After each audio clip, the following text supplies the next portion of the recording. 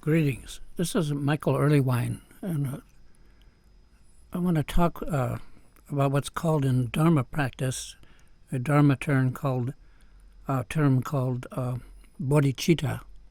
So I call this dedicated heart.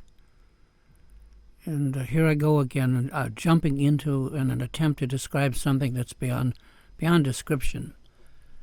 As I mentioned, in this case, the Dharma term Absolute Bodhicitta. Why do I bother? Well, perhaps to impart a sense or whiff of what I know cannot be put into words. And in our Dharma Center, the Heart Center KTC here in Big Rapids, Michigan, this whole center is dedicated to the Dharma term Bodhicitta, the awakened heart. And I include a logo that spontaneously arose in me in the late 1972, January of 1973. A logo for this center, the Heart of Awareness. And I give that story under the included photo. And so this is about bodhicitta from the Sanskrit word bodhi, meaning awakening, and chitta, meaning mind, thus awakened mind. Mind of enlightenment, sometimes translated as dedicated or awakened heart, the drive to spontaneously bring every sentient being to enlightenment. That's really what it's about. In other words, bodhicitta is what bodhisattvas have firmly in mind. And among Dharma terms, and there's a bunch of them, bodhicitta is considered crucial to understanding, yet in my opinion it's not always that well understood, because there are two forms of bodhicitta either way, relative bodhicitta or absolute bodhicitta, and they differ from one another.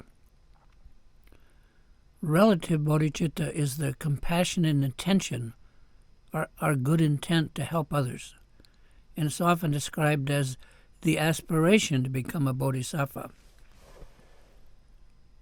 Relative bodhicitta involves cultivating the qualities of generosity, ethics, patience, effort, concentration, and wisdom in order to benefit all beings and to help them attain enlightenment. Relative bodhicitta is considered a preliminary stage of bodhicitta, and it helps prepare the mind for the ultimate realization of what's called absolute bodhicitta, which we'll talk about. On the other hand, absolute bodhicitta is a whole other story and refers to the ultimate nature of reality itself. That reality is totally immersive. It's non-dual and ineffable, meaning it's beyond explanation, beyond words. Absolute bodhicitta results from our direct recognition as to the true nature of mind, and it's free from all conceptual elaboration, concepts, and dualistic thinking. The difference between relative and absolute bodhicitta is not just a linear increase, like the next step along a straight line, but rather it's an unfathomable leap, and it's an order of magnitude different, an exponential curve that depends on our recognizing for ourselves the true nature of the mind and how it works. And this is usually guided by the help of an authentic Dharma teacher. Absolute bodhicitta involves a direct insight into the ultimate truth of all phenomena, the mind itself, and it's considered to be the highest realization of bodhicitta. It's the ultimate goal of Buddhist practice, that which then drives us. propels us as it leads to the attainment of full enlightenment or Buddhahood.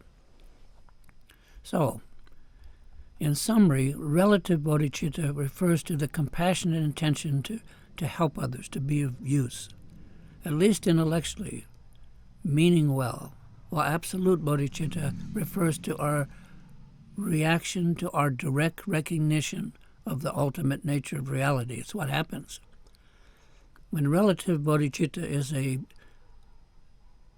preliminary stage of bodhicitta, but absolute bodhicitta is essential to achieving the ultimate goal of Buddhist practice.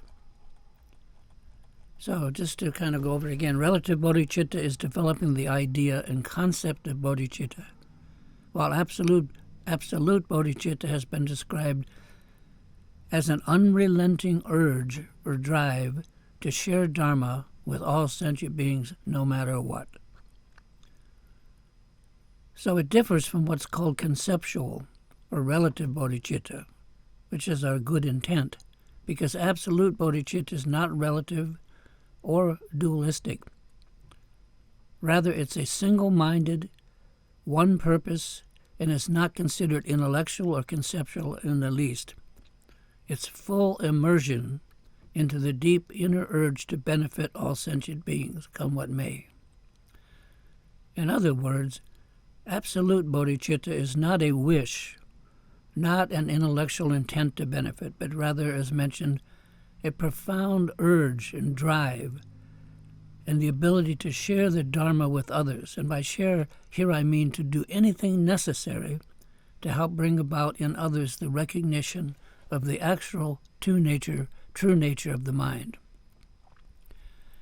Yet, as I mentioned earlier, the gap between the two bodhicittas is vast, and absolute bodhicitta depends on the practitioner being introduced to the nature of the mind by an authentic Dharma master. Ultimately, we each have to integrate the Dharma for ourselves. No one can do it for us, not even the Buddha himself. And this leap, or gap, in my opinion, that's the hardest part, being able to make the move with certainty and effort for an effortless action, and gaining familiarity with the mind itself. And all that by familiarity implementing the Dharma for ourselves. Dharma is very much a do-it-yourself project.